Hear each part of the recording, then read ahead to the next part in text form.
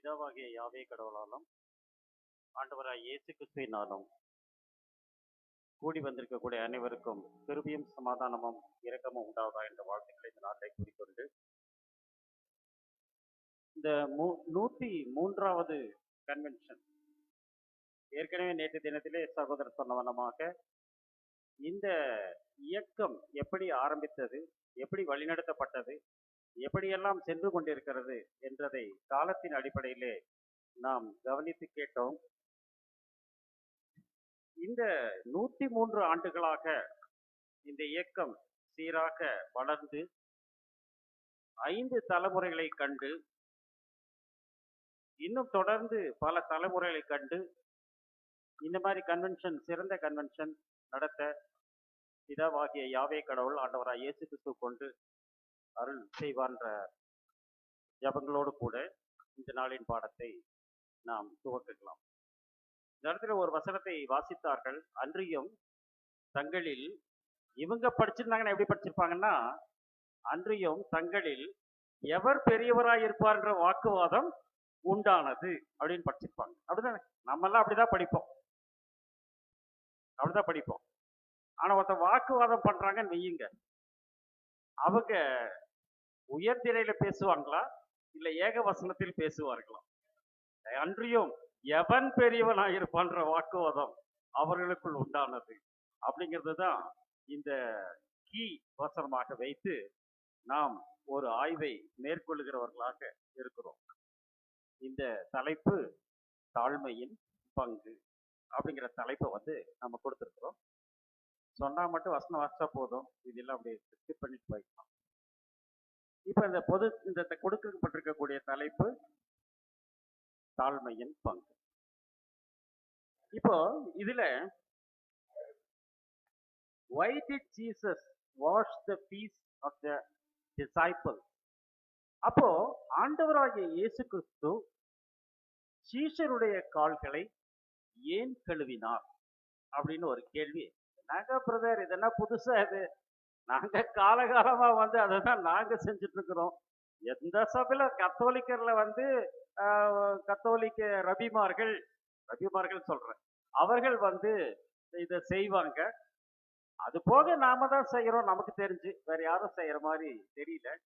அப்படின்னா இயேசு சீஷருடைய கால்களை ஜீசஸ் ஏன் கழுவினார் அப்படின்னு ஒரு கேள்வி கேட்டா நீங்க என்ன பதில் சொல்வீங்க? என்ன பதில் சொல்வீங்க? ஆமா, இயேசு கிறிஸ்து சீஷருடைய காலடிகளை கழுவியது தாழ்மையின் அடையாளம். சீஷருடைய காலையை கழுவினாரு, தாழ்மையின் அடையாளம் அப்படின்னு ஒரு ரீசன் நம்ம கொடுக்கிறோம்.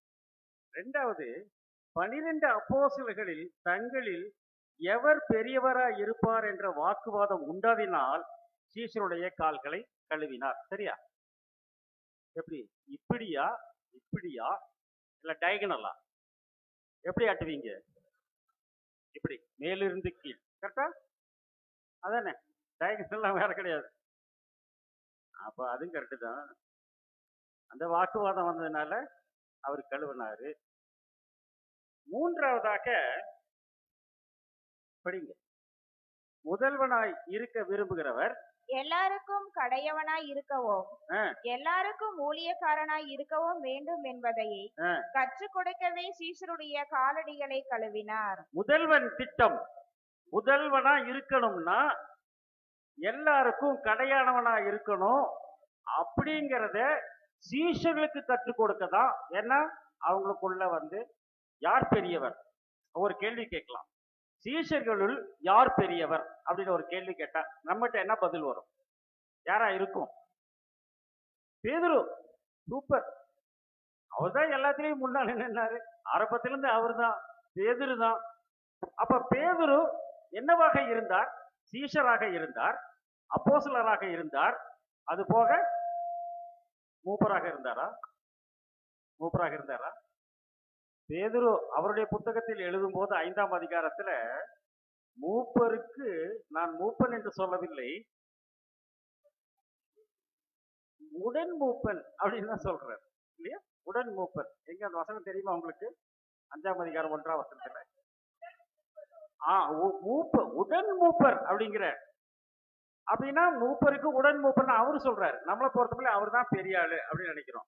அப்ப அந்த மாதிரி ஒரு அவர்களுக்குள் அது கற்றுக் கொடுப்பதான் அவர் செய்தார். அப்ப 3 சரியா? ஓகே, சரிதானா? இதுதான், அவ்வளவுதான், சப்ஜெக்ட் முடிஞ்சது அப்படின்னு நம்ம நினைக்கலாம். ஆனா இங்க கீ என்ன சொல்லுது அப்படின்னு பார்த்தோம்னா, அன்றியும் தங்கள் எவன் பெரியவன் என்ற வாக்குவாதம் அவர்களுக்குள் உண்டானது. 22, 24 திருப்பி திருப்பி இதே வசனத்தை எத்தனை தடவை தான் சொல்றேன் அப்படின்னு நான் நினைக்கிறேன். சீசருடைய காலடிகளை யெஷுவா கழுவியது மேலோட்டமாக பார்த்தால் மேட்டிமை வர்சஸ் தாழ்மை. மேட்டிமை, அதுக்கு தாழ்மை அவர் சொல்லிக் கொடுக்கிறார். சீனியாரிட்டி வர்சஸ் ஹியூமிலிட்டி அப்படின்னு பாடம். இதுதான் பாடம். இதுல எந்த டவுட் இல்ல, கரெக்டு தானே? இதான் கரெக்ட். அதை தான் நாங்களும் செஞ்சுட்டு இருக்கிறோம், அதுதான் நீங்களும் செய்யறீங்க, இதெல்லாம் செய்யறோம். ஆனா ராபோஜனிகளின் வரிசை கிரமம் என்ன சொல்லுகிறது? அவங்களுக்குள்ள யார் பெரியவன் வாக்குவாதம் வந்துச்சு, அதனால கழுவினார் அப்படிங்கிறது தீர்மானமாக செய்யப்பட்ட ஒரு முடிவு. ஆனா இங்க என்ன கேள்வி கேட்கிறாங்கன்னு அந்த பொம்மை என்ன பாக்குதுன்னா, ராபோஜன் நிகழின் வரிசை கிரமம் என்ன சொல்லுகிறது அப்படின்னு அடுத்த ஸ்லைடுக்குள்ள நம்ம போறோம். இது ஆய்வு 2. முதல் ஆய்வில் ஒன்று நாம் கன்ஃபார்ம் பண்ணிட்டோம். அவங்க வாக்குவாதம் வந்துச்சு, அவங்கள எவன் பெரியவன் வந்துச்சு, அவர் தாழ்மையை கற்றுக் கொடுக்கறதுக்காக அவருக்கு அலக்கழுவுனா, அதனால நாங்களும் அதை நாங்க செய்யறோம். இது முதல் ஆய்வு. இப்ப நம்ம என்ன பண்றோம், 2ஆம் ஆய்வுக்குள்ளாக போகிறோம். நற்செய்தி புத்தகங்களில் இந்த அடிப்படையில் ராபோஜ நிகழ்வின் வரிசைக்கிறது, sequence of Jesus last supper, அது என்ன சொல்லுது அப்படின்னு நம்ம அடுத்த செகண்ட் ஸ்டேஜுக்குள்ளாக நம்ம போறோம். இப்ப பாருங்க, இந்த மத்தேயு 26ஆம் அதிகாரம் படிச்சீங்களா? புதுசா வந்திருக்கவங்க படிச்சிருக்க மாட்டாங்க. நேத்து வந்தவங்க படிச்சாங்க, அதுக்கு முன்னாடி வந்தவங்க படிச்சாங்க. அப்போ நம்ம படிக்க வேணாம், நம்ம தான் படிச்சுட்டோம் இல்ல. அப்போ இதுல அந்த வரிசை கிரமம் நீங்க பார்த்தீங்கன்னா, மத்த 26, 20, 30ல 20ஆம் வசனத்துல பந்தி அமர்கிறார்கள், அது சாயங்காலமாக இருக்கிறது. போஜனம் பண்ணும்போது காட்டி கொடுப்பவன் யார் காட்டி கொடுப்பான்ங்கிறாரு, உங்களில் உன்னை காட்டி கொடுப்பான்ங்கிறாரு 21ல. 22 நானோ அப்படின்னு அங்க கேட்கிறாங்க. அதுக்கப்புறம் என்ன பண்றாரு, அந்த மனுஷனுக்கு ஐயோங்கிறாரு. அங்க அப்பம் ரசம் அங்கு கொடுக்கப்படுகிறது என்பதை காட்டி கொடுக்கிறாரோ அந்த மனுஷனுக்கு ஐயோ அப்படின்னு சொல்லிட்டு, அது மட்டும் இல்ல 24ஆம் வசனத்துல அந்த மத்த 26, 24ல அவன் படிச்சிருக்கேன், அவன் பிறவாதிரு, அந்த மனுஷனுக்கு ஐயோ, அந்த மனுஷன் பிறவாதிருந்தானால் அவனுக்கு நலமா இருக்கும் அப்படிங்கிற. யாரை பத்தி பேசுறாரு? யூதாச பத்தி பேசுறாரு. அந்த மனுஷன் பிறவாதிருந்தாலும் அவனுக்கு நலமா இருக்கும் சொன்னதுக்கு காரணம் என்ன அப்படின்னு நம்ம கேட்டோம்னா, அவன் பிறக்காம இருந்தான் அப்படின்னு எடுக்கலாமா, அல்லது மறுபடியும் பிறவாமல் இருந்தால் என்று எடுக்கலாமா? புரியுதுங்களா உங்களுக்கு?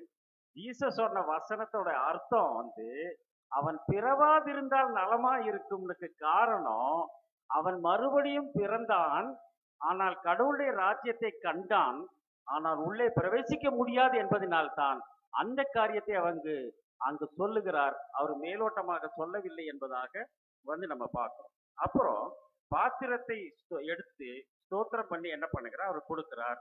இது நான் பானம் பண்ணுவதில்லை என்று அங்க 29ஆம் வசனத்தில் சொல்லுகிறார். எல்லாம் முடிச்சுட்டு 30வது வசனத்துல ஸ்தோத்திர பாட்டை பாடிட்டு எந்த ஊருக்கு போனாங்க? ஒலிவ மலைக்கா கலிலேயாக்கா? நேற்று சொன்னவங்க கலிலேயான்லாம் சொன்னாங்களே, அவங்க சரியா படிச்சிருக்க மாட்டாங்க இல்லையா? ஒலிவ மலைக்கு புறப்பட்டு சென்றார்கள். இது சீக்வன்ஸ் கரெக்டா? உங்க பைபிள்ல செக் பண்ணிக்கோங்க, பிரிண்ட் அவுட்டை கொடுப்பாங்க, அதை வாங்கிக்கோங்க.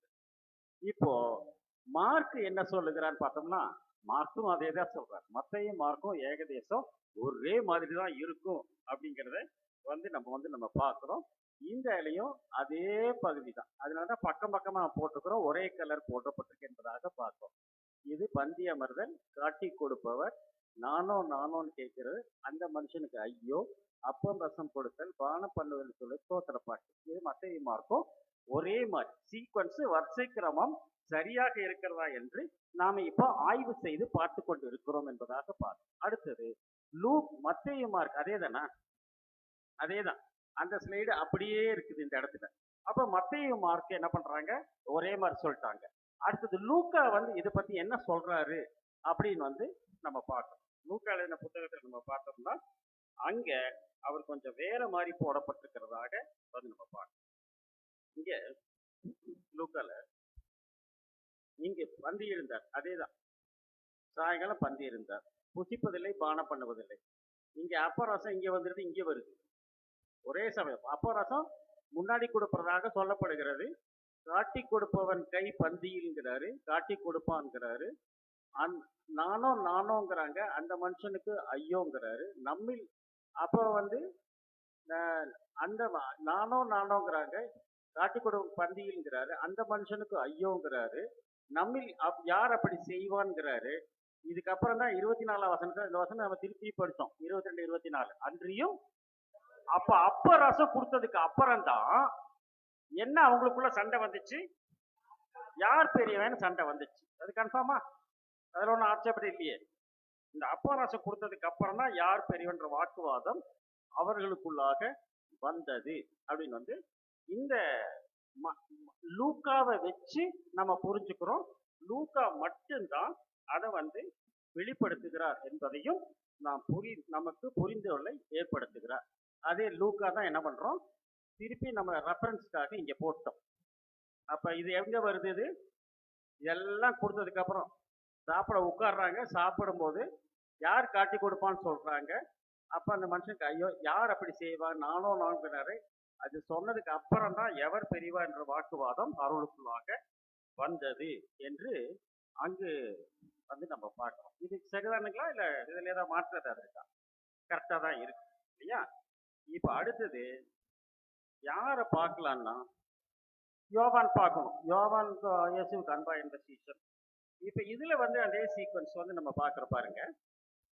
இங்க பாருங்க, போஜனம் 2ஆம் வசனத்துல அவர் போஜனம் பண்ண அமர்கிறார். அவர் போஜனம் பண்ணி கொண்டு இருக்கையில் 2ஆம் வசனம்.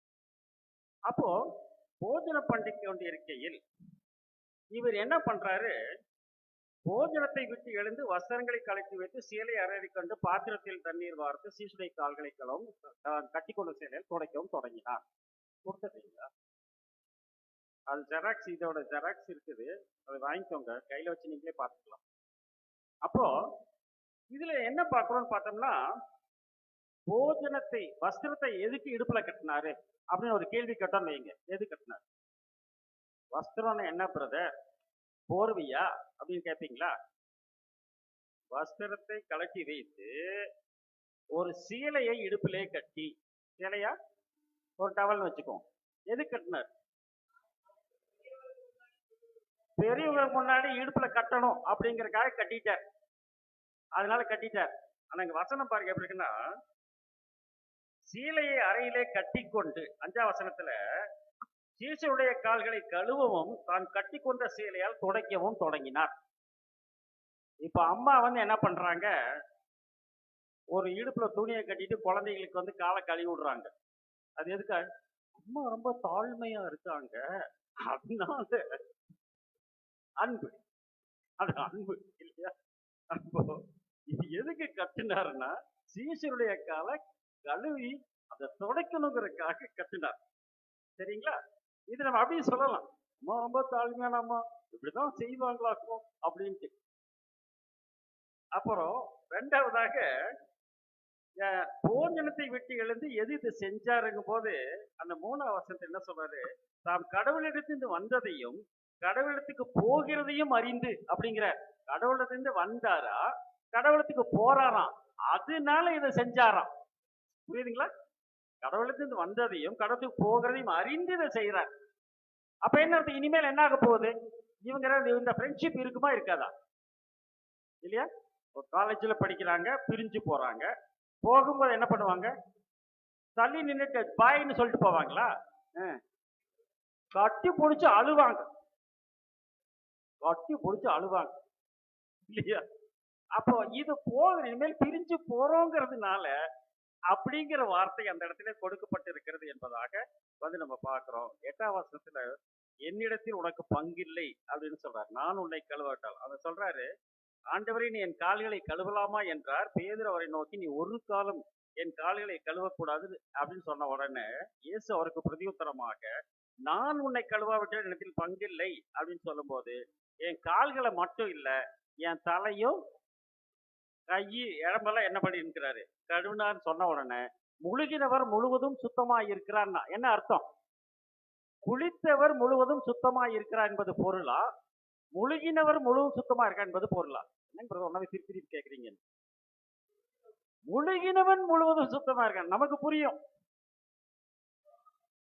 உடம்பு மட்டும் குளிப்போம். முழுகினவன் முழுவதும் சுத்தம். எப்ப முழுகுவாங்க? ஆமா, அது அது வருஷம் லைஃப்லயே ஒரு தடவை தான் முழுகிறாங்க. அந்த முழுகினவர்கள் முழுவதும் சுத்தமா இருக்கிறார்கள். அவர்கள் கால்களை மட்டும் கழுவி கொள்ள வேண்டும். இந்த காலையில குளிச்சிடறோம், குளிச்சுட்டு உள்ள போயிட்டு வர்றோம், வீட்டுக்கு வந்து திருப்பி குளிப்போமா இல்ல கை கால் மூஞ்சி கழுவுமா? குழந்தைகளுக்கு அதான் நம்ம சொல்லி கொடுப்போம். கை கால் மூஞ்சி கழுவிட்டு உள்ளவா என்று நம்ம படிச்சு படிச்சு குழந்தைகளுக்கு சொல்லுவாங்க. திரும்பவும் உட்கார்ந்து அப்படின்னா சாப்பிட்டு இருக்கும்போது எந்திரிச்சு போறாரு அப்படிங்கிறது தான் வசனத்துல நம்ம பார்க்கிறோம். போஜனத்தை விட்டு எழுந்து சாப்பிட்டு எந்திரிச்சு போயிடுறாரு. திரும்பவும் அமர்ந்து ஆண்டவரும் போதவருமாகிய நானே உங்கள் கால்களை அறிந்திருக்கிறீங்களான்னு சொல்றாரு. அது முதல்ல இங்கே நீர் அறிந்திருக்கிறீங்களான்னு சொல்றாரு. அப்புறம் என்ன பண்றாரு அவரு, நீங்களும் ஒருவர் காலைவர்கள் கழுவீர்கள், இதுக்கு நான் மாதிரியை காண்பித்தேன்னு சொல்றாரு. இதெல்லாம் நமக்கு வந்து தெரியும். அதுக்கு அப்புறம்தான் 20ஆம் வசனத்துல என்ன சொல்றாரு, நான் அனுப்பினவரை ஏற்றுக்கொள்ள என்னை ஏற்றுக்கொள்ள என்னை அனுப்பினவரை ஏற்றுக்கொள்ள மையாக சொல்லுகிறேன். 21ல இயேசு இவர்களை சொல்லி ஆவியிலே கலங்கி உங்களில் உன்னை காட்டி கொடுப்பார் என்று சொல்லுகிறார். அப்ப வந்து அவர் சொல்றாங்க, அவரு யாரை பற்றி பேசுகிறார் என்று பேதுரு சைகிலே காட்டுகிறார். அப்ப வந்து அவன் யார் என்று யோவார் அந்த இடத்துல சொல்லுவதாக பார்க்கிறார். அது வந்து 25ஆம் வசனத்துல பார்க்கிறோம். அவர் யார் என்று அவர் கேட்கிறார். அப்போ கால்களை கழுவுதல், திரும்ப அமர்தல், காட்டி கொடுப்பான் என்று பேசுதல், அவன் யார் என்று கேட்டல். 26ல துணிக்கையை தோய்த்து யூதாஸுக்கு கொடுக்கிறார். யூதாஸ் வந்து போயிடுறார். நீ செய்ய வேண்டியது சீக்கிரமா செய்யணும். உடனே அவங்க என்ன சொல்றாங்க, பண்டிகைக்கு தேவையானதான் ஆயத்தம் பண்ண போறான் அப்படின்னு அவங்க நினைக்கிறாங்க. அவங்க நினைச்சது சரியா தப்பா? சரியா தப்பா?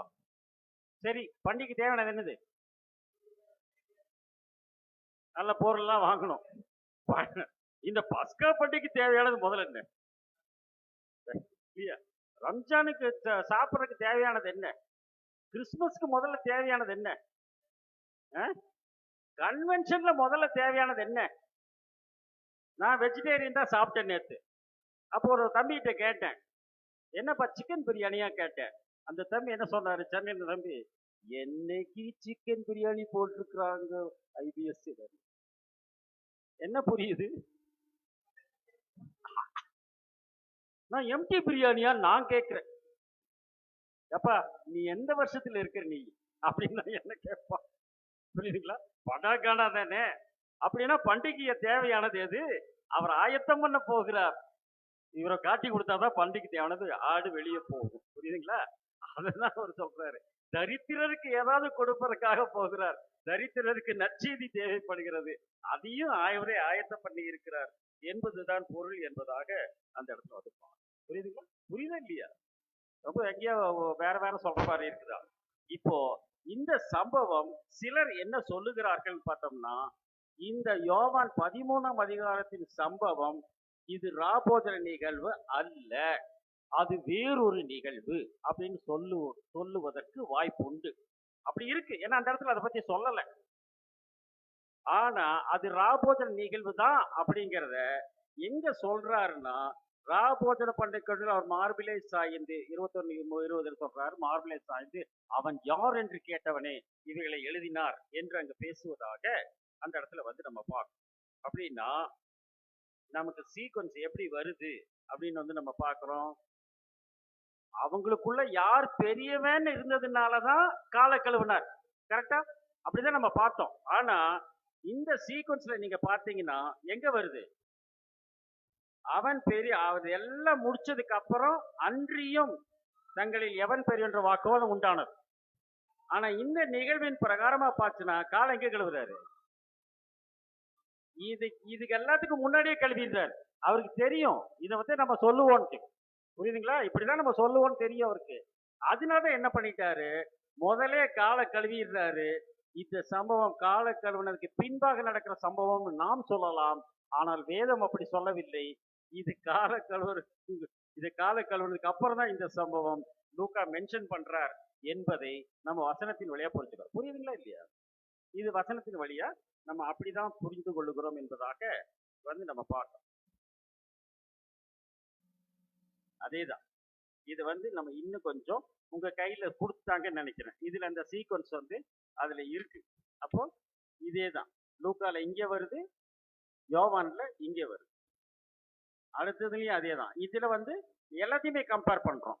இது மத்தேயு, மார்க்கும், லூக்கா, யோவான் எல்லாத்துலயும் கம்பேர் பண்ணா இதுதான் கடைசியில வருது என்பதை அந்த இடத்துல நமக்கு புரிதலை ஏற்படுத்துகிறார் என்பதாக பார்க்கணும். அப்போ இதை வந்து நம்ம கன்சல்டேட் பண்ணணும். இதை நம்ம கன்சல்டேட் பண்ணும்போது இங்க என்ன வருது அப்படின்னு பார்த்தோம்னா,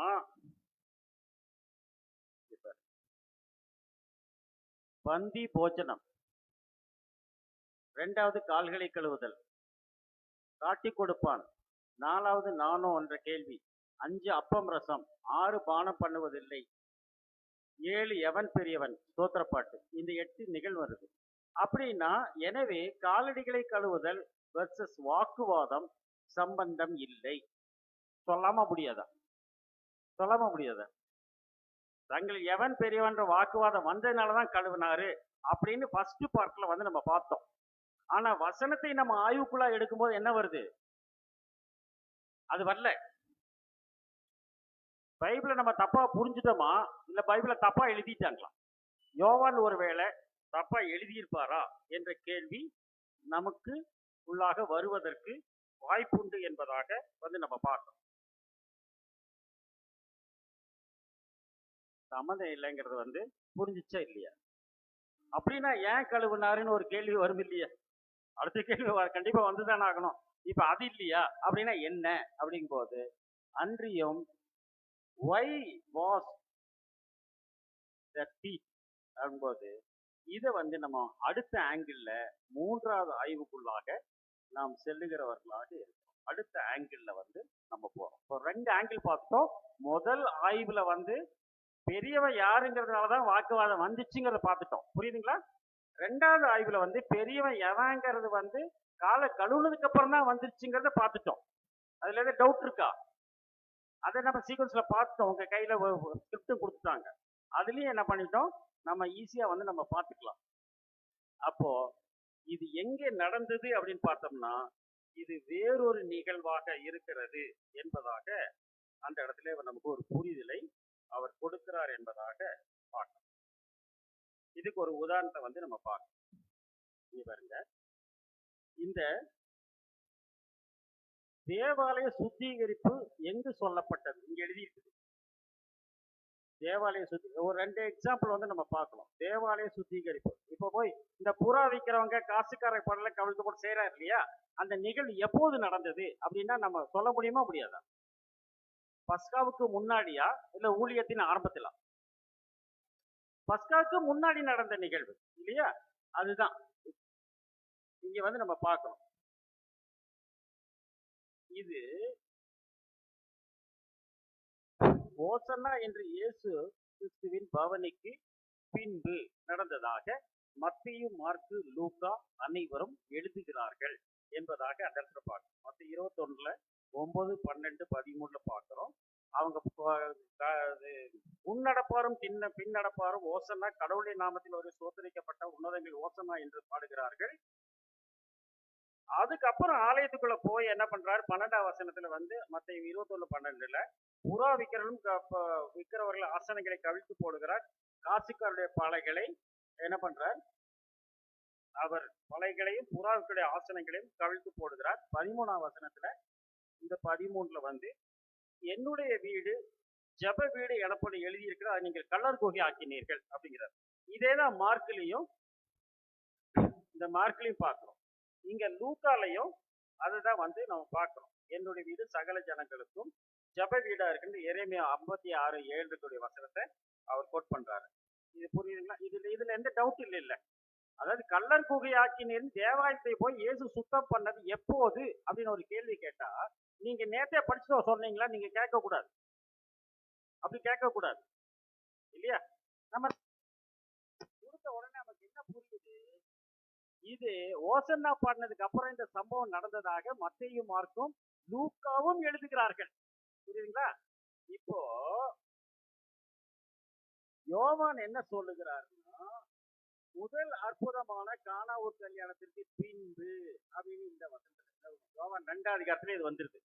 யோவான் 2ஆம் அதிகாரத்துல வரணுமா, இல்ல யோவானுக்கு பின்னாடி சொல்லப்பட்ட 17, 18 அதிகாரங்களுக்கு பின்பு வர வேண்டுமா அப்படின்னு வந்து அந்த இடத்துல நமக்கு கேள்வி வரும். அது 1ஆம் வசனத்துல கானாவூர்ல கல்யாணம் வந்தது. முதல் அற்புதத்தை வந்து பண்றாரு 11ஆம் வசனத்துல. 13, 14 வசனத்துல 13ஆம் வசனத்துல யூதருடைய பண்டிகை வந்தது. 14ஆம் வசனத்தை என்ன பண்றாரு? தேவாலயத்தை சுத்திகரிப்பு செய்கிறார். அப்படின்னா இந்த சம்பவம், அதாவது தேவாலய சுத்திகரிப்பு செய்த சம்பவம், அது கானாவூர் கல்யாணத்திற்கு பின்பு நடந்ததா? அத யோவான் அப்படி எழுதுறாரு. அதனால மத்தேயு, மார்க்கு, லூக்கா சொன்னபடி ஓசன்னா பாடியருக்கு பின்பு நடந்ததா அப்படின்னு ஒரு கேள்வி கேட்டா என்ன சொல்லலாம்? என்ன சொல்லலாம்? எப்ப நடந்ததுன்னு எடுக்கலாம். இயேசு சுத்தம் பண்ணிட்டாருன்னா திருப்பியும் போய் சுத்தம் பண்ணுவாரா? 2 தடவை சுத்தம் பண்றதுக்கு வாய்ப்பு இருக்கா? யோசனை பண்ணு. யோசு சுத்தம் பண்ணிட்டா என்ன ஆயிடுது? அது சுத்தமாய் விட வேண்டும் என்பதாக அந்த இடத்துல வந்து நம்ம பார்க்கிறோம். புரியுதுங்களா உங்களுக்கு? அப்படின்னா யோவான் எழுதியது இங்க பின்னாடி சொல்லப்பட்டிருக்க வேண்டிய இடம், புதுத்தோலை பிடித்துக் கொண்டு எதிர்கொண்டு புறப்படி யோசனை வருகிறவர் சோதரிக்கப்பட்ட அப்படின்னு என்ன பண்றாரு? இந்த 12, 13 எழுதுறாரு. இந்த 13க்கு அப்புறம் ஒரு கேப் விழுகுது. 20ஆம் வசனத்துல பண்டிகை ஆதாரம் செய்த வந்தது சில கிரேக்கர்கள். இந்த 13ஆம் வசனத்துக்கும் 20ஆம் வசனத்துக்கு நடுவுல தான் இந்த தேவாலய சுத்திகரிப்பு சொல்லப்பட்ட இடம் யோவானில் சரி வந்திருக்க வேண்டும். அப்புறம் நீங்க வீட்டுல போய் அதை நீங்க படிச்சு பார்த்துக்கோங்க என்பதாக வந்து அந்த இடத்துல பார்க்கணும். ஏன்னா அந்த 2ஆம் அதிகாரத்துல அது இந்த நடந்ததுக்கு அப்புறம் பலைகளை கவிழ்த்து போட்டு 16ஆம் வசனத்துல புறா வைக்கிறவர்களை நோக்கி இவளை எடுத்துக்கொண்டு போங்கள், என் பிதா வீட்டை வியாபார வீடாக்காதுன்னு சொல்றாரு. 17ஆம் வசனத்துல அப்பொழுது உங்களுடைய வீட்டை குறித்து உண்டான பக்தி என்னை பட்சித்தது என்று எழுதி இருக்கிறதை அவருடைய சீஷர்கள் நினைவு கூர்ந்தார்கள் அப்படின்னு அந்த இடத்துல போடுறாரு. இந்த சம்பவம் நடந்த உடனே நினைவு கூர்ந்தார்கள்னு போட்டிருக்காரு. யாரு? யோவான் போட்டிருக்காரு. அப்பவே நினைவு கூர்ந்தார்களா அப்படின்னு கேட்டா வசனம் அப்படி சொல்லவில்லை. அதுவே 22ஆம் வசனம் என்ன சொல்லுகிறது? அவர் மரித்தோழ்ந்து எழுந்த பின்பு அவருடைய சீஷர்கள் நினைவு கூர்ந்து விசுவாசித்தார்கள் அப்படிங்கிறார். அப்ப எப்ப நினைவு கூர்ந்தார்கள்? மரித்தோழில் இருந்து உயிர் தெழுந்த பின்புதான் நினைவு கூர்ந்தார்கள். நினைவு கூர்ந்து விசுவாசித்தார்கள்னா அது பின்னாடி நடந்த சம்பவத்தை முன்னாடி நடந்த சம்பவத்தை அவர்கள் பின்னாடி நினைவு கூர்ந்தார்கள் என்பதைத்தான் அந்த இடத்துல வந்து நமக்கு ஒரு புரிதலை ஏற்படுத்தி இருக்கிறார் என்பதாக வந்து நம்ம பார்க்கணும். இரண்டாவதாக அது இன்னொரு உதாரணம் பார்த்தோம் என்று சொன்னால், இந்த சூரிய சந்திர நட்சத்திரங்கள் வருவதற்கு முன்பாக சாயங்காலம் விடியற் காலம் வந்து விடுகிறது. சூரிய சந்திர நட்சத்திரங்கள் 4ஆம் நாள் வருகிறது. அதுக்கு முன்னாடி சாயங்காலம் விடியற் காலம் வந்துருக்கு. அது எப்படி என்று வந்து நாம் கேட்கிறவர்களாக இருக்கிறோம். ஆனா முதல்ல என்ன சொல்ல, வெளிச்சம் உண்டாக கடவுதுன்னு நான் உடனே என்ன ஆயிடுச்சு? லெட் தேர் பி லூமினாரிஸ், வெளிச்சம் சிந்தும் அனைத்தும் உண்டாக கடவுது என்பதுதான் பொருள். அதே மாதிரி வந்து இந்த முதல் நாள் படைத்த பின்பு அந்த 6ஆம் 7ஆம் வசனத்துல வந்து நம்ம பார்த்தோம்னா பகலையும் இரவையும் 2ஆக பிரித்து சமுத்திரத்தையும் ஒன்று பிரித்ததுக்கு அப்புறம் சாயங்காலம் விடிய காலமாய் 2ஆம் நாள் ஆயிடுச்சு என்று 8ஆம் வசனத்தில் சொல்லுகிறார். அதற்கு பின்புதான் அந்த 9, 10 வந்து இதை பிரிப்பதா சொல்லு. அப்படின்னா அந்த வசனம் நம்ம பைபிள் எப்படி இருக்கணும்னு பார்த்தோம்னா, அது 6, 7 படிச்சதுக்கு அப்புறம், ஆதியாகமம் 1ஆம் அதிகாரம் 6, 7 படிச்சதுக்கு அப்புறம் 9, 10 படிச்சதுக்கு அப்புறம் 8 படிக்கணும். அப்படி படிச்சாதான் உங்களுக்கு சீக்வன்ஸ் கரெக்டா இருக்கும். நீங்க நோட் பண்ணி வச்சுக்கோங்க. அப்படி படிச்சாதான் கரெக்டா இருக்கும். 2வது நிகழ்வு. 3வது நிகழ்வு பார்த்தோம்னா வெளிப்படுத்தின விஷயத்துல 4ஆம் வசனத்துல வந்து அவர்கள் உயிர் தெழுந்து கிறிஸ்துவுடனே ஆட்சி பண்ணாங்கன்னு இருக்கும். மரணம் அடைந்த மற்றவர்கள் உயிரடையவில்லைன்னு இருக்கும். அப்ப எதை ஆட்சி பண்ணினாருக்கு கேள்வி வருகிறது. அப்ப அதை வசனத்தை சீக்வன்ஸ் மாத்தணும். 9ஆம் வசனத்துல வானத்திலிருந்து அக்கினியர்களை பட்சித்து போட்டதுன்னு இருக்கும். 10ஆம் வசனத்துல பார்த்தோம்னா அவர்கள் வாதிக்கப்பட்டார்கள்னு இருக்கும். புரியுதுங்களா? அப்படின்னா அது சீக்வன்ஸ் மாறி வரும். அப்படின்னா 9ஆம் வசனத்துக்கு முன்னாடி இந்த 10ஆம் வசனத்தை நம்ம கொண்டு வரணும் என்பதாக நம்ம பார்க்கிறோம். அது எடிட் பண்ணி தான் பார்க்க வேண்டும் என்பதாக இது நமக்கு புரிதல். எதுனா இந்த இந்த இடம் மாறி வந்திருக்கிறது என்பதற்கு உதாரணமாக இந்த 3 உதாரணங்களை நாம் பார்க்கிறோம். அப்படின்னா இதுல கழுத மேல வந்ததுக்கு அப்புறம் தேவாலயத்தை சுத்திகரிப்பு பண்றார். இது சரியானது. கானாவூர் கல்யாணத்துக்கு அப்புறம் தேவாலயத்தை சுத்திகரிப்பு பண்றார். இது சரியானது அல்ல. புரியுதுங்களா உங்களுக்கு? வசனத்தின்படி நம்ம பார்த்தோம்னா இந்த சீக்வன்ஸ் இங்க வரல. யோவான் எழுதுன முன்னாடி பின்னாடி வர வேண்டிய சம்பவத்தை எழுதும் போது முன்னாடி எழுதி விட்டார் என்பதாக அந்த இடத்துல நம்ம ஆய்வு செய்து பார்க்கிறவர்களாக இருக்கிறோம். அப்படின்னா இங்க எவ பெரியவன்ற வாக்குவாதம் அவர்களுக்கு உண்டாயிற்று என்று 22, 24 நம்ம படிக்கிறோம். இதே வசனம் இங்க வர்றதை பாருங்க. 9:46 படிக்கிறீங்களா? 9:46 பின்பு தங்களில் எவர் பெரியவனாய் இருப்பான் என்கிற வாக்குவாதம் அவர்களுக்கு உண்டாயிற்று. பாருங்க, இந்த 22, 24 வந்த வசனம் 9:46 வருது. இங்க வருது. அப்படின்னா 9:46 வர்ற வசனம் தான் 22, 24 ரிப்பீட் ஆயிருக்கு. புரியுதுங்களா? அதான் ரிப்பீட் ஆயிருக்குது. ஏன் அப்படி சொல்றோம்னா, ஆண்டவரா இயேசு சொல்றாரு, உங்கள ஒருத்தன் என்ன கொண்டு போடுவீங்க, என்னை காட்டி கொடுப்பீங்க அப்படின்னு சொன்ன உடனே அவங்க நான் தான் அடுத்த தலைவனா இருப்பேன்னு யாரும் சொல்ல முடியுமா? ஒரு டீச்சர் சொல்றாங்க, நீங்க உங்கள ஒரு ஸ்டூடெண்ட் என்னை கத்தி எடுத்து குத்த போறீங்கன்னு சொல்றாங்க ஒரு டீச்சர். உடனே ஒரு பையன் எந்திரிச்சு, டீச்சர் நான் தான் லீடர், அடுத்த லீடர் நான் தான் அப்படி சொல்லுவானா? சொல்ல மாட்டாங்க இல்லையா?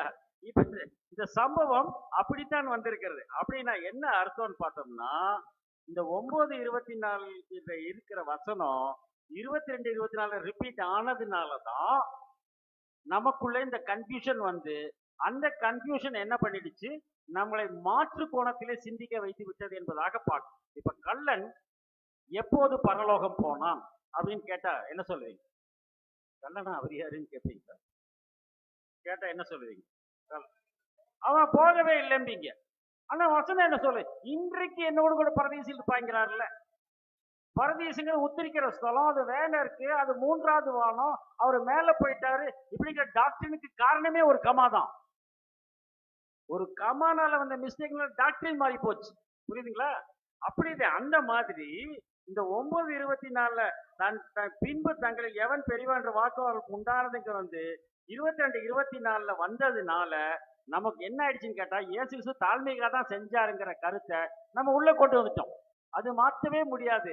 அந்த அளவுக்கு அது மாறி நமக்குள்ளாக ஊன்றி விட்டது என்பதாக அந்த இடத்துக்கு நமக்கு புரிய வைக்கிறார் என்பதாக பார்த்தோம். அப்படின்னா இந்த 9:46 நடந்த சம்பவம் எதின் பின்னணியில் பார்த்தீங்கன்னா, அதுக்கு அடுத்த வசனம் பாருங்க. இயேசு அவர்கள் இருதயத்தின் யோசனைகளை அறிந்து ஒரு சிறு பிள்ளை எடுத்து அதை தம் அருகே நிறுத்தி அவர்களை நோக்கி, இந்த சிறு பிள்ளை என் நாமத்திலும் ஏற்றுக்கொள்ள என்னை ஏற்றுக்கொள்கிறார், என்னை ஏற்றுக்கொள்ள அனுப்பின ஏற்றுக்கொள்கிறார், உங்கள் எல்லாரும் எவர் சிறியவர் இருக்கிறோ அவரே பெரியவராக இருப்பார்னு இங்கதான் அதுக்கு எக்ஸ்பிளனேஷன் கொடுக்குறார். 22, 24 எக்ஸ்பிளனேஷன் கொடுக்கல. எங்க எக்ஸ்பிளனேஷன் கொடுத்தாருன்னு பார்த்தோம்னா, அது முதலவே என்ன பண்ணிட்டாரு, அந்த எக்ஸ்பிளனேஷனை அவர் கொடுத்து விட்டார் என்பதாக அந்த இடத்துல நமக்கு ஒரு புரிதலை ஏற்படுத்தி இருக்கிறார் என்பதாக நம்ம பார்க்கணும். இந்த வாக்குவாதம் அப்பதான் வந்துச்சு அப்படிங்கிறத அந்த வசனத்தின் அடிப்படையில் நம்ம பார்க்கணும். புரியுதுங்களா உங்களுக்கு? அப்ப இந்த சம்பவம் எப்போது நடந்தது அப்படின்னு பார்த்தோம்னா, இங்க இந்த 44, 48 பாத்தீங்கன்னா மருவமலை காட்சி வருகிறது. அந்த மருவமலை காட்சி தெரியும். யோவானையும் யாக்கோபு, யோவான், பேதுரு 3 பேர்த்த கூட்டிட்டு போயிடுறாரு. போன உடனே என்னாச்சு, அந்த இந்த சந்திரரோகின்னு ஒருத்தரை கூட்டிட்டு ஓட்ட சொல்றாங்க. அப்ப அவங்களால முடியறது இல்லை. அப்ப வாக்குவாதம் பண்றாங்க இவங்க. அப்ப அதான் ஜீசஸ் கேட்கிறாரு, வழியில நீங்க எதை குறிச்சு தர்க்கணம் பண்ணீங்கன்னா அவங்க பேசாம இருக்கிறாங்க, அதனால ஏன் ஓட்ட முடியலன்னா, இவங்க 3 பேர்த்தையும் அவர் கூட்டிட்டு போன உடனே இவங்களுக்குள்ள என்ன ஆகி போச்சு, நான் ஓட்டுறேன் நீ ஓட்டுறான்னு சொல்லி அவங்களுக்குள்ள அந்த பிரச்சனை வந்ததுனாலதான் இந்த சம்பவத்தை அவர் செய்திருக்கிறார் என்பதாக அதை ஒரு சிறு பிள்ளையின் உதாரணத்தின் மூலமாக விளக்கி அவர்களுக்கு செய்ய வைக்கிறான் என்பதாக பார்க்கிறோம்.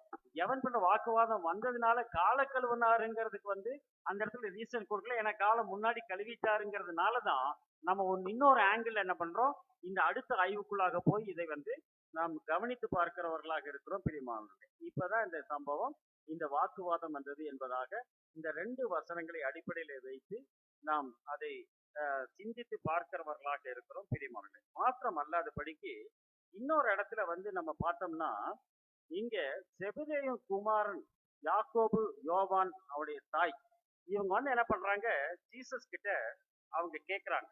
முதல்ல அவங்க அம்மா கேட்கிறாங்க. லூக்கால பார்த்தோம்னா, இந்த மத்தேயில பார்த்தோம்னா செபதேயும் குமாரனுடைய தாய் என்ன பண்றாங்க, என் பசங்கள்ல 2 பேர் ஒருத்த வலது பாசம் இடது பக்கத்துல இருக்கணும் அப்படின்னு வேண்டிக்கிறாங்க. அவங்க கேட்கிறாங்க. கேட்ட உடனே மத்த 10 பேர் என்ன பண்ணிட்டாங்க, அவர் மேல எரிச்சல் ஆயிடுறாங்க. புரியுதுங்களா?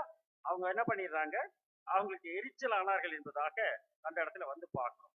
அப்போ இந்த சம்பவம் அந்த லூக்கா 22ல சொல்லப்பட்ட சம்பவம் பாருங்க, 22, 23, 27 நம்ம பார்த்தோம்னா, அவர் அவர்களை நோக்கி, எது இந்த பஸ்கா நிகழ்வின் போது நடந்த சம்பவம், அவர் அவர்களை நோக்கி, புறஜாதியான் ராஜாக்கள் அவர்களை ஆளுகிறார்கள், அவர்கள் மேல் அதிகாரம் செலுத்துகிற உபகாரிகள் எனப்படுகிறார்கள், உங்களுக்குள்ளே அப்படி இருக்க கூடாது. உங்கள் பெரியவர் சிறியவரை போலவும் தலைவர் பணிவிடை காலம் இருக்க கடவர்கள். பந்தி இருக்கிறவரோ பணி செய்கிறவரோ எவர் பெரியவர்? பந்தி இருக்கிறவர் அல்லவா? அப்படி இருந்தும் நான் உங்களிடமே பணிவிடைக்கார போல் இருக்கிறேன். இது எங்க வருது? 22, 25, 27 வருது. இந்த வசனம் எங்க வருது நீங்க பாத்தீங்கன்னா, இது மத்தேயு 20ல என்ன சொல்றாரு, 25ல இருந்து, அப்பொழுது இயேசு அவர்களை கிட்ட வரச் செய்து, புறஜாதியுடைய அதிகாரிகள் அவர்கள் மேல் இருமப்பாய் ஆளுகிறார்கள் என்றும் பெரியவர்கள் அவர்கள் மேல் கடினமாக அதிகாரம் செலுத்துகிறார்கள் என்றும் நீங்கள் அறிந்திருக்கிறீர்கள். உங்களுக்குள்ளே அப்படி இருக்கலாகாது. உங்களில் எவராது பெரியவருக்கு விரும்பினால் அவர் உங்களுக்கு பணிவிடைக்காரராக இருக்க கடவர்கள். இது நான் லூக்கால படிக்கல, லூக்கால சொன்ன இல்லையா, லூக்கா 22, 25, 27 இந்த வசனம் மத்த புக்ல எங்க வருதுன்னு பார்த்தோம்னா, இந்த 10 பேர் எரிச்சல் ஆகுறாங்கல்ல, அந்த இடத்துலதான் இந்த வசனம் வருது. உங்களுக்கு எவராது முதன்மையா இருக்க விரும்பினால் அவர் உங்களுக்கு ஊழியக்காரராக இருக்க கடவர். அப்படியே மனுஷகுமார் ஊழியம் கொள்ளும்படி வரலாமல் அவர் ஊழியர் செய்யவும் அனைவரும் மீட்கும் தம்முடைய ஜீவனை கொடுக்கும் வந்தாருங்கிறாரு. இததான் என்ன பண்றாங்க, மார்க்ல மத்தேயில அவங்க அம்மா கேட்கறதா எழுதுறாரு. மார்க்ல யோவானும் யாக்கோபும் இதை கேட்கறதாக அவர் எழுதி இருக்கிறார் என்பதாக பார்க்கிறோம். அப்போ ஃபேமிலியா என்ன பண்ணிட்டாங்க, ஒருத்தன் வலது பக்கத்துல இருக்கணும், ஒருத்தன் இடது பக்கத்துல இருக்கணும் அப்படின்னு கேட்கும் போது அவர் 10 பேர் என்ன பண்ணிட்டாங்க, அவர் மேல எரிச்சலாய் விடுகிறார்கள் என்பதாக பார்க்கிறோம். அது சொல்றாரு, நான் குடிக்கும் பாத்திரத்தில் நீங்கள் குடிக்கவும் நான் பெறும் ஞானத்தை நீங்கள் பெறவும் கூடுமா அப்படின்னு அந்த இடத்துல அவர் கேட்கிறார். கூடுங்கிறாங்க அவங்க. கூடுமா அப்படின்னு கேட்டா கூடும். எப்படி அப்படின்னு கேட்டோம்னா, இயேசு கிறிஸ்து சொல்லும் போது, இந்த பாத்திரம் என்னை விட்டு நீங்க கூடுமானால் நீங்கபடி செய்யுங்கிறார். இந்த பாத்திரத்தில் நான் பானம் பண்ணினால் ஒளியே என்னை விட்டு நீங்க கூடாதாகில் அப்படிங்கிறாரு. இந்த பாத்திரத்தில் நான் பானம் பண்ணாதிருப்பேனோ அப்படிங்கிற யோவான் 18:19 சொல்றாரு. அப்படின்னா இந்த பாத்திரம் என்று எதை சொல்லுகிறான்னு பார்த்தோம்னா, தன்னுடைய வாழ்க்கையை பற்றி தான் பேசுகிறார். அப்படித்தானே பேசுறாரு. நான் குடிக்கும் பாத்திரத்தில் நீங்கள் குடிப்பீன்னா என்ன அர்த்தம்? இயேசு கிறிஸ்து குடிக்கிற பாத்திரத்தை நாம குடிக்கிறோம்னா என்ன அர்த்தம்? அந்த பாத்திரத்தை போய் நம்ம ஏலத்தில் எடுத்துட்டு வந்து அது குடிக்கிறோம்னு அர்த்தமா? அந்த பாடுகளை நாம் அனுபவிக்கிறோம் என்பதுதானே பொருள். அந்த இடத்துல நான் பெரும் ஞானத்தை நீங்கள் பெறுவீங்க என்ன அர்த்தம்? அவர் தண்ணிக்குள்ள போயிட்டு வந்தாரு, நாங்களும் தண்ணிக்குள்ள போயிட்டு வந்தோம் அப்படிங்கிறது பொருளா? ஏன்னா லூக்கா 12:50 சொல்லும் போது, வானத்திலிருந்து அக்கினி இறக்க இப்பொழுதே பற்றி எறிந்து விரும்புகிறேன், ஆகிலும் நான் முழுக வேண்டிய ஒரு ஞானம் உண்டுங்கிறார். என்னங்க இவர் ஞானம் ஏற்கனவே எடுத்துட்டாரு, அப்ப நான் முழுக வேண்டிய ஒரு ஞானம் உண்டுங்கிறாரு, என்ன அர்த்தம் அதுக்கு? இப்போதே நான் பான பலியாக வார்க்கப்பட்டு போகிறேன், நான் பான பலியாக வார்க்கப்படும். புரியுதுங்களா உங்களுக்கு?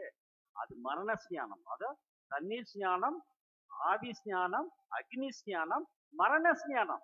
நாம் முழுக வேண்டிய ஒரு ஸ்ஞானம் உண்டுன்னா அது அக்னி ஸ்ஞானத்தை பற்றி தான் பேசுகிறார் என்பதை அந்த இடத்துல நாம் புரிந்து கொள்கிறவர்களாக இருக்கிறோம் என்பதா பார்க்கணும். இதுதான் அதுல நமக்கு ஒரு அறிவுரையை ஏற்படுத்தி இருக்கின்றதாக பார்க்கணும்.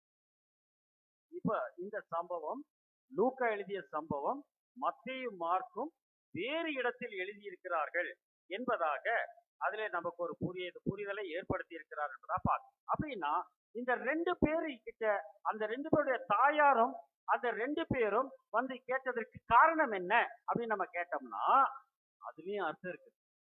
என்ன அர்த்தம் இருக்குன்னு பார்த்தா, முதல் இரத்த சாட்சியாக மரித்த அப்போஸ்தலர் யார் அப்படின்னு கேட்டா என்ன சொல்லுவீங்க? முதல் இரத்த சாட்சியாக மரித்த அப்போஸ்தலர் யார்? யாக்கோபு. தேவன் சொல்ல மாட்டோம், யாக்கோபு. அப்படி இந்த யாக்கோபு யோவானும் தான் வந்து கேட்கிறாங்க. அப்ப ஒரே ஒரு அப்போஸ்தலர் பட்டயத்தால் கொலை செய்யப்பட்டார் என்பது ரெக்கார்டு பைபிள் அது ஒண்ணுதான் இருக்குது. புரியுதுங்களா? யோவான் எப்படி மரித்தார்? கொலை செய்யப்பட்டாரா? சரித்திரத்தின் வாயிலாக என்ன புரிந்து கொள்கிறோம்? கொலை செய்யப்படுது இல்லையா? எண்ணெய் குப்பரையில போட்டாங்களாமா, அவர் வெந்து சாவலியாமா, அப்புறம் நாடு கடத்திட்டாங்களாம். எங்க? அந்தமானா பத்மத்தீவு கணிச்சுட்டாங்களாம். புரியுதுங்களா? அப்படின்னா மடிந்து போகிற ஒரு கூட்டத்தார் உண்டு, மறியாமல் போகிற ஒரு கூட்டத்தாரும் உண்டு என்பதை வெளிப்படுத்துவதற்காகத்தான் இந்த காரியம் நிகழ்ந்திருக்கிறது என்பதாக பார்க்கிறோம். அந்த சீசன் மறிப்பதில்லை என்ற பேச்சு சகோதரர்கள் பரம்பிட்டுங்கிறார். ஆனாலும் மறிப்பதில் என்று சொல்லாமல் நான் வருவளவும் இவனுக்கு எனக்கு சித்தமான உனக்கு என்ன என்றுதான் கேட்கிறார்கள் என்பதாக பார்க்கிறோம். இதில் நமக்கு ஒரு புரிதலை ஏற்படும். யாக்கோபு பட்டயத்தால் கொலை செய்யப்படுகிறார். நான் வருமளவும் இவனுக்கு எனக்கு சித்தமானால் உனக்கு என்னங்கும் போது அது காக்கப்படுகிற கூட்டத்தை பத்தி பேசுறாருன்னு நம்ம புரிகிறோம். அப்படின்னா இதுல வெளி 24 வந்து நம்ம படிக்கும் போது அன்றியும் சிங்காசனங்களை கட்டேன், அவர்களை மேல் உட்கார்ந்தார்கள், நியாய தீர்ப்பு கொடுக்கும்படி அவர்களுக்கு அதிகாரம் கொடுக்கப்பட்டது. இயேசுவின் சாட்சி நிமித்தமும் கடவுளுடைய வசனத்தின் கொலை செய்யப்பட்டவர்களையும் கமா போட்டார். இயேசுவுக்காக ரத்த சாட்சி மரித்தவர்களையும் மிருகத்தையாவது சொரூபத்தையாவது வணங்காமலும் தங்கள் கைகளையும் நெற்றியிலும் தரித்துக் கொள்ளாமல் இருந்தவர்களையும் கண்டேன். அப்ப மிருகம் கள்ளத்தீர்க்க இதெல்லாம் எப்போ வரும்? அந்த காலத்து வந்துதான் வரப்போகுதான். தரித்தவர்களையும் நிற்க கண்டேன், அவர்கள் உயிர்த்து கிறிஸ்து உடனே கூட 1000 வருஷம் அரசாண்டார்கள். அதுதான் இதோ ஒரு ரகசியத்தை உங்களுக்கு அறிவிக்கிறேன், நாம் எல்லாரும் நித்திரை அடைவதில்லை, ஒரு இமைப்பொழுதிலே மரித்தோர் அழிவிழந்திருப்பார்கள் நாமுமா. அப்படின்னா மரித்து உயிர் தள்ளக்கூடிய கூட்டத்தாருக்கு உதாரணமாக யாக்கோபை எழுதுகிறார். யாக்கோபு கேட்டார், நாமும் மறுரூபம் ஆவோம் என்பதற்கு இணையாக யோவான் அவர் கொலை செய்யப்படவில்லை என்பதையும் அந்த இடத்துல நமக்கு புரிதலை ஏற்படுத்துகிறார். ஏனெனில் ஆண்டவர் தாமே ஆரவாரத்தோடும் பிரதானத்தோடைய சத்தத்தோடும் தேவ எக்காலத்தோடும் வானத்தில் அப்பொழுது கிறிஸ்து குடும்பத்தில் முதல் எழுந்திருப்பார்கள். பின்பு உயிரோடு இருக்க நாமும் அவருக்கு எதிர்கொண்டு போக மேகங்கள் மீது அவரோடு கூட எடுத்துக்கொள்ளப்பட்டு ஆகாயத்தில் விதமா அவரோடு கூட எடுத்துக்கொள்ளப்படுவோம். இந்த வார்த்தைகள் ஒரு தேற்று. இப்ப புரியுதுங்களா உங்களுக்கு? யாக்கோபும் யோவானும் ஏன் கேட்டாங்கன்னா அவர்களுக்கு அந்த தகுதி உண்டு என்பதை நிரூபிப்பதற்காக அவர்கள் இந்த கேள்வியை கேட்டார்கள் என்பதைத்தான் நமக்கு அதில் ஒரு புரிதலாக பாடமாக வைத்திருக்கிறார் என்பதாக பார்க்கணும். அப்படின்னா மரித்த அவரோடு கூட ஆட்சி ஸ்தானத்துக்கு செல்லக்கூடியவர்கள் எத்தனை பெயர் அப்படின்னு கேட்டா என்ன சொல்லுவோம்? 1,44,000. உயிரோட காணாம போறவங்க எவ்வளோ? அது தெரியாது. எதை போய் அது எப்படிங்க நமக்கு தெரியும் அப்படி நம்ம கேட்கிறோம். நம்ம 1 ராஜாக்கள் 8:63 படிச்சதுல சாலமோன் ஆலயம் கட்டுகிறார், அந்த ஆலயத்துக்கு பலி கொடுக்கிறார். எவ்வளோ? 8:63. 1 ராஜாக்கள் எத்தனை கொடுத்தாங்க படிக்கிறீங்களா? சாலமோன் ஆலய பிரதிஷ்டைக்காக 1,20,000 ஆடுகளையும் 20,000 மாடுகளையும் 1,20,000 ஆடுகளையும் பலியிட்டார். அப்படிதான் இருக்கா? இருக்கா உங்க பைபிள்ல? சாலமோன் கர்த்தருக்கு சமாதான பலியாக 22,000 ஆடுகளையும் 1,20,000 ஆடுகளையும் பலியிட்டார். அப்ப பலியானது எவ்வளவு எண்ணிக்கை? 1,42,000. புரியுதுங்களா உங்களுக்கு? இது அந்த காலத்துல பர்னபா சொல்லி கொடுத்ததுதான், இதுல பூசு கிடையாது. 1,42,000 பலியாகிறது. யாக்கோபை போல பலியாகாது இது எவ்வளோ? 2,000. யோவானை போல. புரியுதுங்களா? அவங்கதான் மறுரூபமாகக்கூடிய ஜனங்கள். இதை மனசுல வச்சுதான் என்ன பண்றாரு, இந்த சம்பவம் நமக்கு கொடுக்கப்பட்டிருக்கிறது என்பதாக அந்த இடத்துல வந்து நம்ம பார்க்கணும். இப்போ கடைசி ஆய்வுக்குள்ளாக நம்ம வந்து விட்டோம். இதுல என்ன சொல்றாரு பார்த்தோம்னா, தாழ்மை கற்றுக் கொடுப்பது செய்யவில்லை என்றால் பின் எதற்காக சீசருடைய அழைக்கிறது? பிரதர் இப்பதான் சப்ஜெக்ட்லயே வரீங்களா பிரதர் அப்படின்னு கேட்க. அப்போ இது எதற்காக செய்யப்பட்டா அப்படின்னு சொல்லும் போது அங்க சொல்றாரு 13:45 நான் உங்களுக்கு செய்தது போல நீங்களும் செய்யும்படி உங்களுக்கு மாதிரியை காண்பித்தேன்கிறார். என்ன அர்த்தம் மாதிரினா அப்படின்னு நம்ம பார்த்தோம்னா, அதுக்கு ஒரு கிரேக்க வார்த்தை கொடுக்கப்படுகிறது, ஹியூபோடிக்மோ அப்படின்னு ஒரு வார்த்தை கொடுக்கப்படுகிறது. an exhibit for imitation or warning அப்படிங்கிறார். ஸ்ட்ராங் ஹீப்ரூ டிக்ஷனரியில பார்க்கிறோம். இந்த நம்பர்ல இது நீங்க கட்டாயம் செய்யணும் அப்படிங்கறதுக்காக சொல்லப்பட்ட வார்த்தை. இதே வார்த்தை, இந்த ஹியூபோடிக்மோ அப்படின்னு ஒரு வார்த்தை, கிரேக்க வார்த்தை எங்க வருகிறது அப்படின்னு பார்த்தோம்னா, இந்த 13:15 மாதிரிக்கு கொடுக்கப்படுகிறது. இதே வசனம் 3 முறை அங்கு எழுதப்பட்டிருக்கிறது என்பதாக பார்க்கிறோம். எபிரேயர் 4:11 ஒருவராகிலும் கீழ்ப்படியாமல் விழுந்து போகாதபடிக்கு நாம் இந்த இளைப்பாறுதல் பிரவேசிக்க ஜாக்கிரதையா இருக்க கடவோம் அப்படிங்கிற. அப்புறம் 2 பேர் 1:10 ஆகையால் சகோதர சகோதரிகளே உங்கள் அழைப்பையும் தெரிந்து கொள்ளுதலையும் உறுதியாக்கும்படி ஜாக்கிரதையா இருங்கள்ட்டார். இப்ப மாதிரிங்கிற கொடுக்கப்படுகிற வார்த்தை ஜாக்கிரதை என்று பொருள் போடலாம். இது ஜாக்கிரதையாய் செய்யுங்கள் என்பதுதான் அந்த பொருளாக எடுத்துக்கொள்ளலாம்.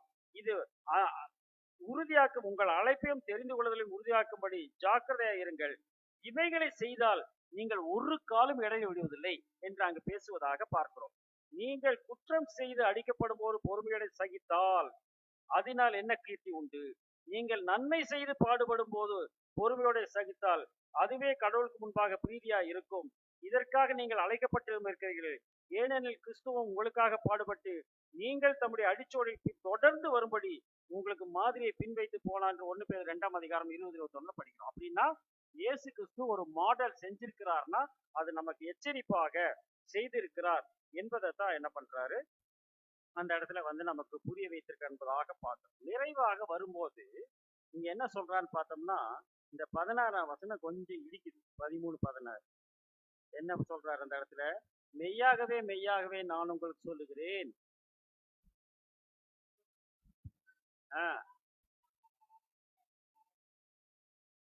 இத சொல்றாரு. அப்ப இங்க என்னங்க அவர் பெரியவர் சின்னவரை பிரிச்சு தானுங்க காட்டுறாரு அப்படின்னு என்ன பண்றோம், இந்த இடத்துல நமக்கு கேள்வி வருகிறது என்பதாக அதுதான் நம்ம ஹைலைட் பண்ணி நம்ம பார்க்கிறோம். அப்படின்னு அது எதுக்கு அவர் அதை சொன்னாரு அப்படின்னு நமக்குள்ள கேள்வி வந்துச்சுன்னா, யார் பெரியவர் அப்படின்னு சீஷன் படிங்க. நான் படிச்சிடறேன். மத்தேயு 10:24 சீஷன் தன் போதகரை போலவும் வேலைக்காரர் என் எஜமானை போலவும் இருந்தது போதும் அப்படிங்கிறார். அப்ப என்ன அர்த்தம்? சீஷன் போதகனை போலவும் வேலைக்காரர் எஜமான் போல இருந்தது போதும் அப்படின்னு சொல்றார். அப்படின்னா சீஷன் எஜமானை போல இருப்பானா அப்படின்னு நம்ம கேட்டோம்னா இருப்பதற்கு வாய்ப்புண்டு அப்படின்னு பார்க்கணும் இல்லையா? இப்போ ஸ்கூல்ல ஒரு வாத்தியார் பாடம் எடுக்கிறார். ஸ்கூல் லீடர் ஒருத்தர் இருக்கிறார். அந்த வாத்தியார் பாடம் எடுக்காதப்போ கிளாஸை யார் மைண்ட் பண்ணுவா? லீடர் மைண்ட் பண்ணுவார்ல. அப்ப என்ன ரோல் அவர் எடுக்கிறார்? நான் ஸ்கூல்ல படிக்கும் போது எங்க வாத்தியார் சொல்றார், பியூன் கேட்கிறாரு. பியூன் சார் உங்களை எச்எம் உடனே வர சொன்னார். உடனே என்ன பண்ணிட்டாரு அந்த வாத்தியார் லீடர் டேக் த சேர் அப்படின்னு போயிட்டார். உடனே மாஸ்டர் லீடர் டேக் த சேர் அப்படின்னு போயிட்டாரு. அந்த லீடர் என்ன பண்ணா உடனே சேர் தூக்கிட்டு பின்னாடியே ஓடணும். எல்லாரும் சொன்னாங்க,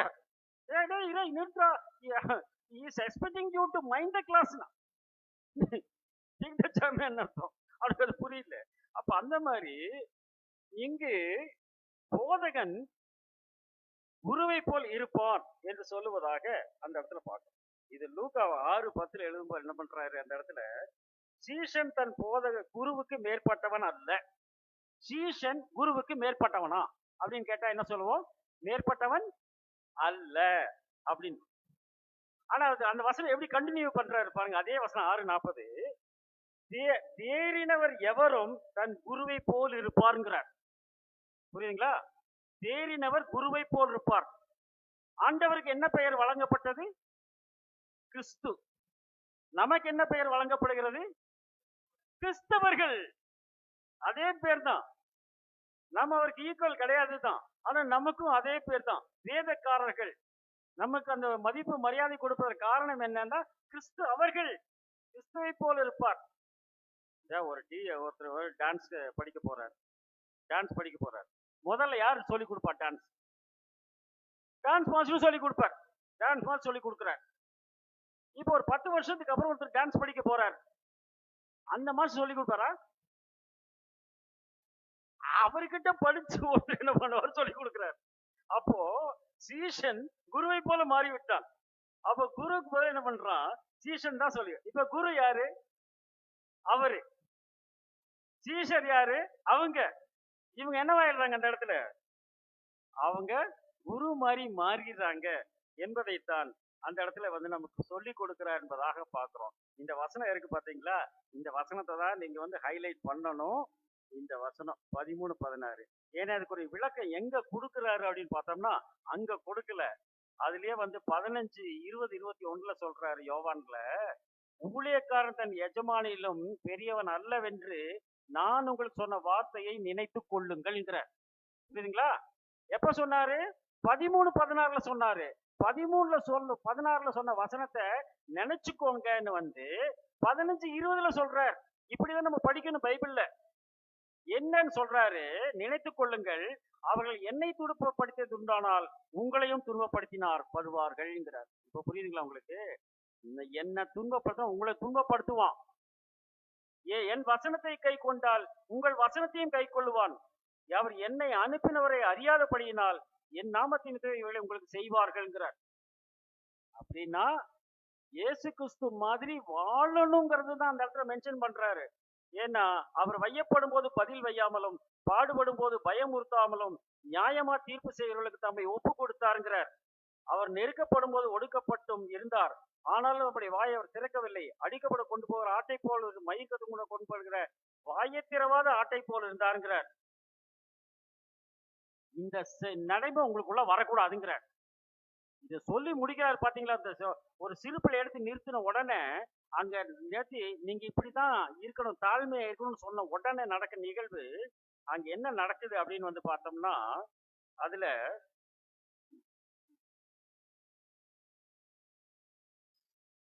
அப்பொழுது யோவான் 49 அவரை நோக்கி, ஐயரே, ஒருவர் உம்முடைய நாமத்தினாலே பிசாசுகளை துரத்தை நாங்கள் கண்டு அவர் எங்களுடனே கூட பின்பற்றார் என்று அவரை தடுத்தோம் என்றார்கள். நீங்க இப்படி இருக்க கூடாதுன்னு சொன்ன உடனே நடக்கிற நிகழ்வு, ஒருத்தர் வந்து உமது நாமத்தால் பிசாசு துரத்திட்டு இருக்கிறா, அவனை தடுக்கலாமான்னு கேட்கிறாங்க. அதற்கு இயேசு, தடுக்க வேண்டாம், நமக்கு விரோதியாயிராதவன் நமது பட்சத்தில் இருக்கிறாங்க. உடனே அடுத்த வசனம் 54 அவர் எருசலேமுக்கு போக நோக்கமா ஊரார் அவரை ஏற்றுக்கொள்ளவில்லை. அப்ப என்ன பண்றாங்க? யாக்கோபும் யோவான் என்ன சொல்றாங்க பாருங்க. 9:54 அதை கேட்ட ஒரு ஆண்டவரே, எலியா செய்தது போல வானத்திலிருந்து அக்கினி இறங்கி அவளை அழிக்கும்படி நாங்கள் கட்டளையிட உமக்கு சித்தமான்னு கேட்கிறாங்க. புரியுதுங்களா உங்களுக்கு? அந்த எருசலேம் ஏத்துக்காதனால எலியா காலத்துக்கு மாதிரி வானத்துல அக்கினி இறங்கி அழிச்சு பற்றலாமான்னு கேட்கிறாங்க. அந்த அளவுக்கு உங்களுக்கு பவர் இருக்கு. அதுக்கு ஜீசஸ் சொல்றாரு, ஆமா, நீங்கள் இன்னாதி உடையவென்று அறியீர்களா, இல்லை அழிக்கும்படி அப்படின்னு சொல்லிட்டு அவர் திரும்பி பார்த்து அறியீர்களா என்று அதட்டி, மனுஷகுமாரன் ஜீவனை அழிப்பதற்கு அல்ல, ரட்சிப்பதற்கே வந்தார் என்று சொல்லுகிறார்.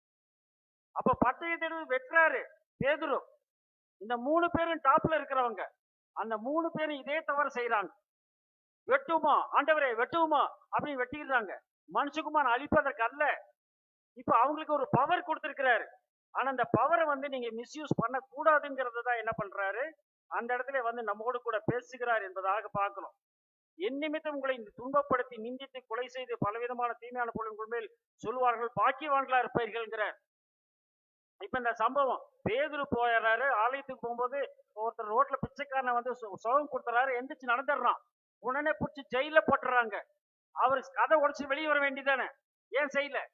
செஞ்சிருக்கலாம்ல, பவர் இருக்குல்ல.